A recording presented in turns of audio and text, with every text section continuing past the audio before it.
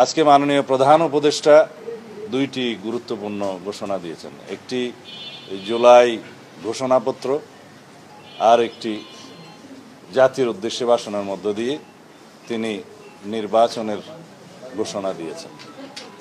আমরা দুটোকেই স্বাগত জানাই। জুলাই ঘোষণাপত্রের যে সমস্ত ঘোষণা, তাকে রাষ্ট্রীয়ভাবে এবং সাংবিধানিকভাবে স্বীকৃতি দেওয়ার জন্য আমরা প্রতিশ্রুতিবদ্ধ এবং যথাযোগ্য জায়গায় সংবিধানে সেটা স্থাপন করা হবে, সেই প্রতিশ্রুতি আমরা আগেও দিয়েছিলাম।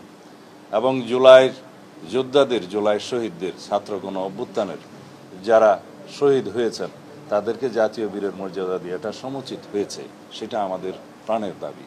এবং যারা আহত হয়েছেন, যারা বিভিন্নভাবে ক্ষতিগ্রস্ত হয়েছেন, তাদেরকে বিভিন্নভাবে আইনি সুরক্ষা, সহযোগিতা এবং রাষ্ট্রীয়ভাবে সহযোগিতার প্রতিশ্রুতি তিনি যেমন দিয়েছেন, সারা জাতি দিয়েছে, আমরাও দিচ্ছি। আগামী দিনে আমাদের নির্বাচনে মানুষের ভোটাধিকার প্রয়োগের জন্য যে পরিবেশ সৃষ্টির জন্য মাননীয় প্রধান উপদেষ্টা যে সমস্ত পরামর্শ দিয়েছেন, সেটা অবশ্যই প্রণিধানযোগ্য। তিনি ঘোষণা দিয়েছেন নির্বাচন কমিশনের কাছে তিনি চিঠি পাঠাবেন আগামী 2026-এর ফেব্রুয়ারির প্রথমার্ধে, রমজান শুরু হওয়ার আগে নির্বাচন অনুষ্ঠানের জন্য নির্বাচন কমিশন যথাযথ ব্যবস্থা নেবেন। অবশ্যই নির্বাচন কমিশন তফসিল ঘোষণা করবেন যথাসময়ে, কিন্তু মাননীয় প্রধান উপদেষ্টা আজকে যে নির্দেশনা দিয়েছেন তার ভাষণের মধ্য দিয়ে এবং চিঠি প্রদান করবেন নির্বাচন কমিশনকে যা বলেছেন, সেই ঘোষণার জন্য আমরা সবাই অপেক্ষা করছিলাম এবং সারা জাতি অপেক্ষা করছিল। এর মধ্য দিয়ে বাংলাদেশে যে নির্বাচন অনুষ্ঠান নিয়ে যে একটি দোদুল্যমানতা ছিল বলে অনেকে মনে করছিলেন, তাদের মধ্যে সেই দোদুল্যমানতাটা রইল না এবং সারা জাতি একটি নির্বাচনমুখী পরিবেশের মধ্যে দিয়ে যাবে এবং সেই নির্বাচনের আবহ সৃষ্টি হবে।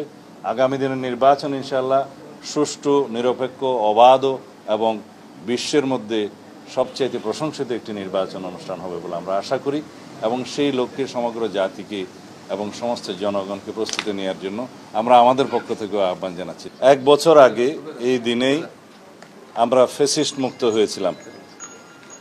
হাজারো ছাত্র জনতার রক্তের বিনিময়ে অর্জিত হয়েছিল বাংলাদেশের এই ফ্যাসিস্ট মুক্ত বাংলাদেশ। বিগত 16 বছরের অবিরাম সংগ্রাম এবং যারা রক্তদান করেছেন বাংলাদেশের মানুষের অধিকার আদায়ের জন্য, তাদের সকলের প্রতি শ্রদ্ধা জ্ঞাপন করি, বিনম্র শ্রদ্ধা জ্ঞাপন করি। বিগত 2024-এর জুলাই আগস্টের ছাত্র গণ অভ্যুত্থানে যারা শহীদ হয়েছেন, আহত হয়েছেন, চিরতরে পঙ্গুত্ব বরণ করেছেন,